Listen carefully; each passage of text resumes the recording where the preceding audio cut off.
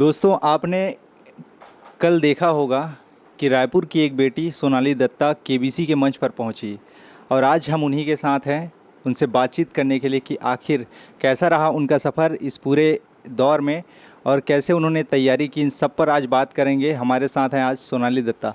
सोनाली जी, पहले तो आपको बहुत बहुत बधाई केबीसी में पहुंचने के लिए। Thank you so much. अच्छा, हम जानना चाहते हैं कि आपका सफ़र कैसा रहा इस पूरे दौर में, कैसे आपने तैयारी की, क्या उसका प्रोसीजर रहा, क्योंकि बहुत से दर्शकों को पता नहीं है कि केबीसी में कैसे पहुँचे। बहुतों को लगता है कि केबीसी में जाना मतलब एक तरह से सेटिंग रहता है, वहाँ पे पैसे देकर ही लोग जाते हैं। तो आप इस पर क्या कहती हैं?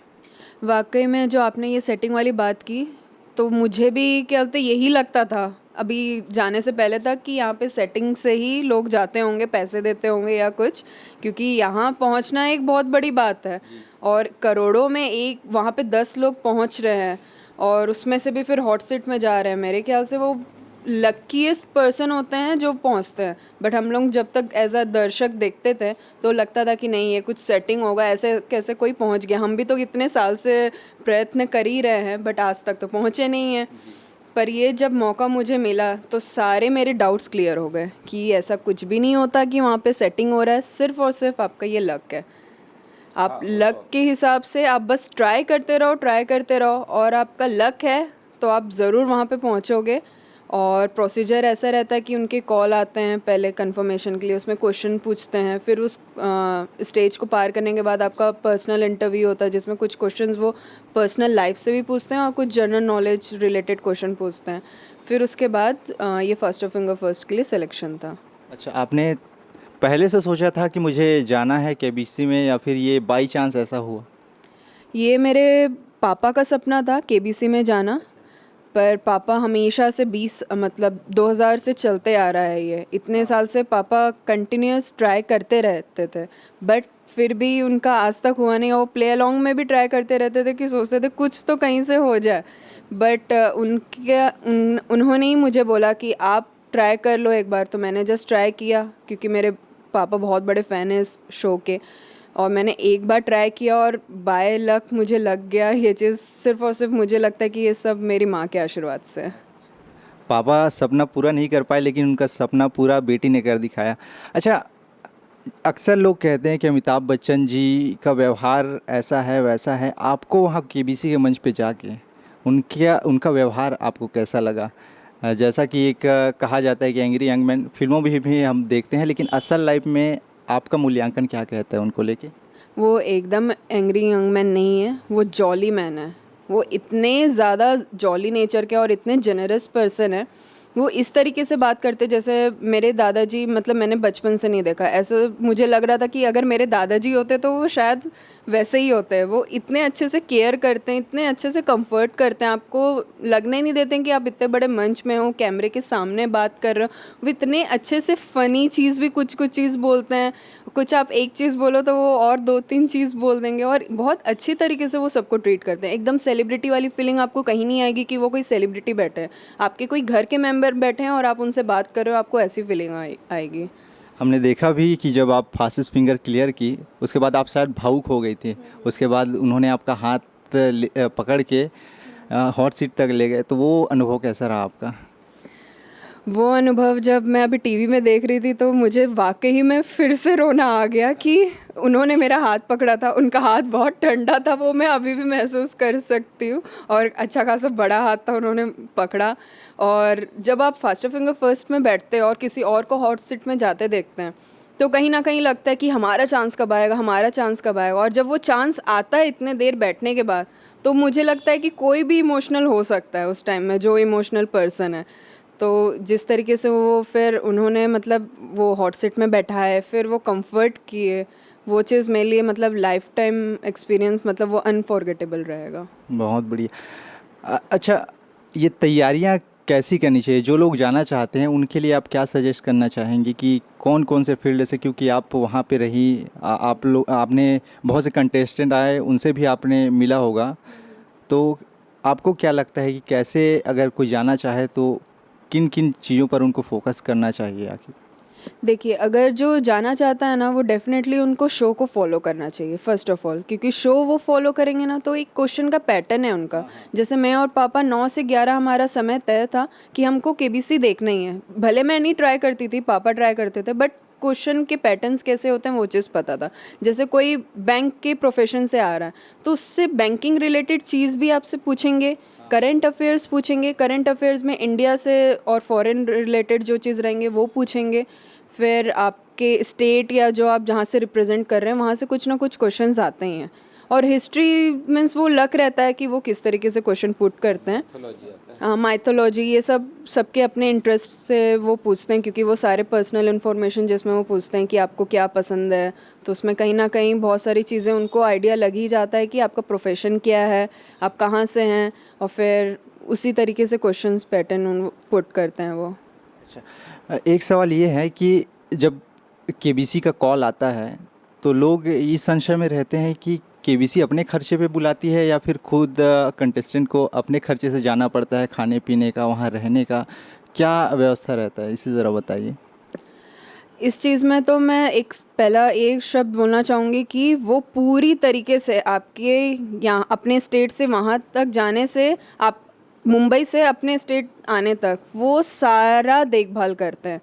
मतलब अगर आप जैसे सेलेक्ट हो गए हैं, फिर आपके सिलेक्शन में आपको जैसे ट्रांसपोर्ट जो है, एयरवेज़ अगर है, वो चीज़ आपको वो करके देंगे। फिर वहाँ पे रहने का, खाने पीने का सब व्यवस्था वो पूरी तरीके से करते हैं। और आप स्टूडियो में शूटिंग में भी हैं, वहाँ पे भी खाने का व्यवस्था रहेगा। और कंटिन्यू उन लोग पानी देते रहते हैं, कुछ ना कुछ मतलब पूछते रहते हैं, और आपका कंटेस्टेंट का ऐसे ख्याल रखते हैं जैसे कोई बच्चा है और उसका ख्याल रखा जा रहा है, उस तरीके से रहता है। केबीसी में आप गई, अब प्रोग्राम देखने के बाद लोग आपको जानने लगे हैं, कई लोगों के कॉल भी आए, कई लोग आपसे मुलाकात भी करने आए, वो अनुभव कैसा है आपका?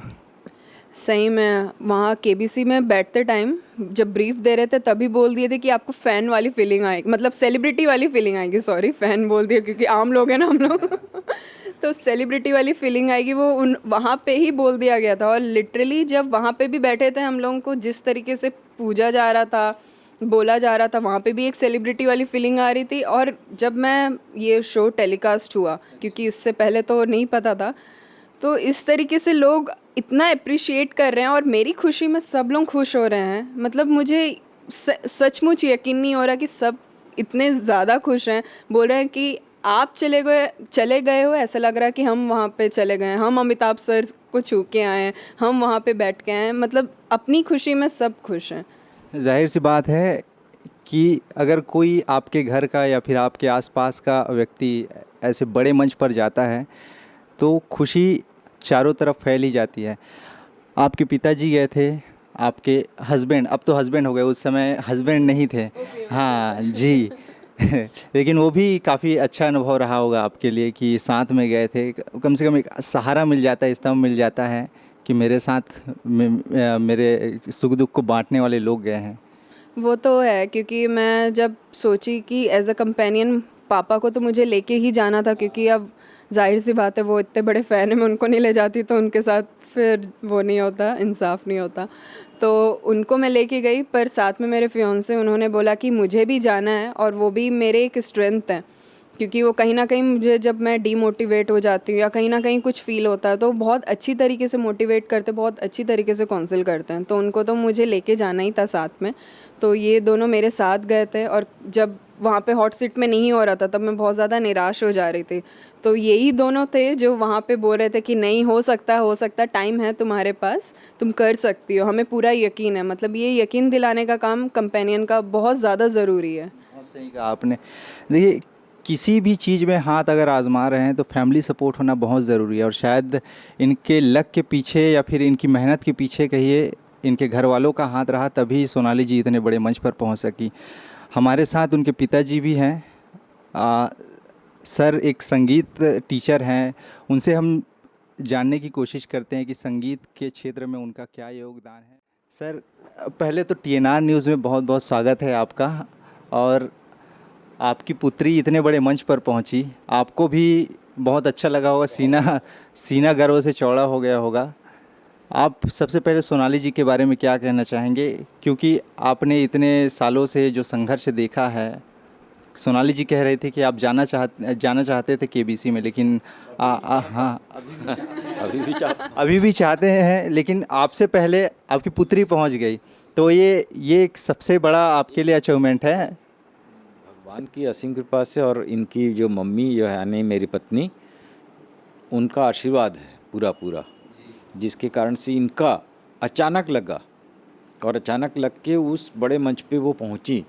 ये हम लोगों के पूरे परिवार के लिए गर्व की बात है, क्योंकि इतना मतलब वहाँ पे ये जो भाग दौड़, और जो इसका वो ये सोचे कि वो उसका हो जाए, इसका हो जाए, इस भाग दौड़ में इनका हो गया।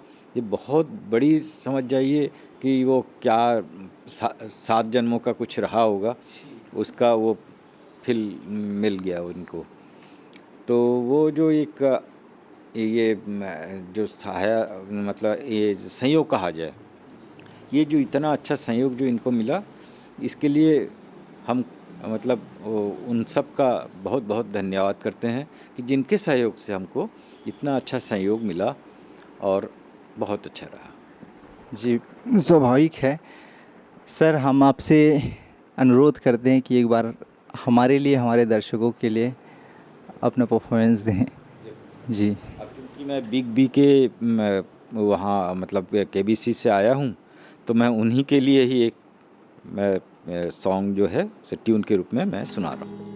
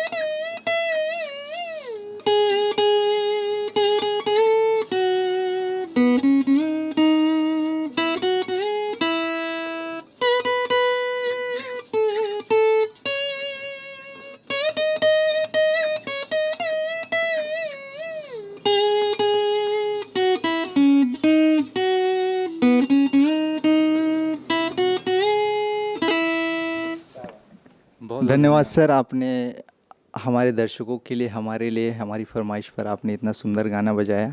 हमारे साथ सोनाली जी के पति हैं, हम उनसे जानने की कोशिश करते हैं कि आखिर उनका अनुभव कैसा रहा और उनको कितनी खुशी है सोनाली के सफलता के पीछे। सर, क्या नाम है आपका? जी, मेरा नाम सागर जैसानी है। आपकी धर्मपत्नी केबीसी के इतने बड़े मंच तक पहुँचे, आपको कैसा लग रहा है वहाँ तक पहुँची हो? मेरा तो सीना डबल हो गया है, डबल से भी मतलब मल्टीप्लाई हो गया, इतना चौड़ा हो गया है। मतलब काफ़ी ज़्यादा खुशी है इस बात की कि मतलब एक्चुअली इसका अच्छाई बोल लो या प्रॉब्लम बोल लो, ये जो सोच लेती है ना वो करती है। वो वहाँ बैठ के सोच रही थी कि मेरे को हॉट सीट पे जाना है, हॉट सीट पे जाना है, हॉट सीट पे जाना है, वो पहुँच गई। तो मतलब अच्छा, जो ठाना उसने वो करके दिखाया। शादी से पहले आप लोग गए थे, शादी से ज़्यादा चर्चा तो सोनाली के केबीसी में जाने की हुई होगी फिर। बिल्कुल, हमने तो इनफैक्ट अपना शादी में भी हमने एक बैनर लगवाया था कि ये शो में आ रही है तो आप 28, 29, 30 को ज़रूर देखिएगा। हमारी एक्साइटमेंट इस लेवल की थी कि हमने सबको बताया कि आप देखिएगा ज़रूर। शादी का डेट पहले ही फिक्स हो गया था कि पहले से ही फिक्स था हमारा सारा कुछ कि मतलब हमारी जो शादी हुई है 25 नवंबर को हुई है। तो जब इनको केबीसी से कॉल आया तो हम लोग बस यही प्रार्थना कर रहे थे कि 25 से छोड़ करके कभी भी हो जाए तो हम चले जाएंगे, कोई प्रॉब्लम नहीं। बट माँ का आशीर्वाद था, भगवान का साथ था, तो बस जैसा चाहा वैसा हो गया। देखिए, सबको ढाढ़स रहता है कि कोई ना कोई ऐसी शक्ति है जो इंसान को कुछ करने के लिए मजबूर करती है, उसको आगे बढ़ाने के लिए मजबूर करती है। और सोनाली जी ने आज वैसा ही कर दिखाया, अपने परिवार, अपने आसपास के लोग, अपने समाज का नाम रोशन किया है। सोनाली जी हमारे साथ थी। सोनाली जी, पहले तो आपको बहुत बहुत धन्यवाद टीएनआर को अपना कीमती समय देने के लिए। आपके पूरे परिवार का हम धन्यवाद करते हैं कि आपने हमारे लिए, हमारे दर्शकों के लिए अपना समय निकाला। हम आगे भी आपको शुभकामनाएं देते हैं। सर कह रहे हैं कि उनका भी सपना है केबीसी में जाने का। हमारी पूरी शुभकामनाएं हैं सर आपको कि आप भी पहुँचे, पिता पुत्री दोनों कम से कम केबीसी में जाकर अपना एक मील का पत्थर वहाँ गाड़ कर आएँ, ऐसी हमारी उम्मीद है। टीएनआर न्यूज़ के लिए मैं राकेश निर्मलकर,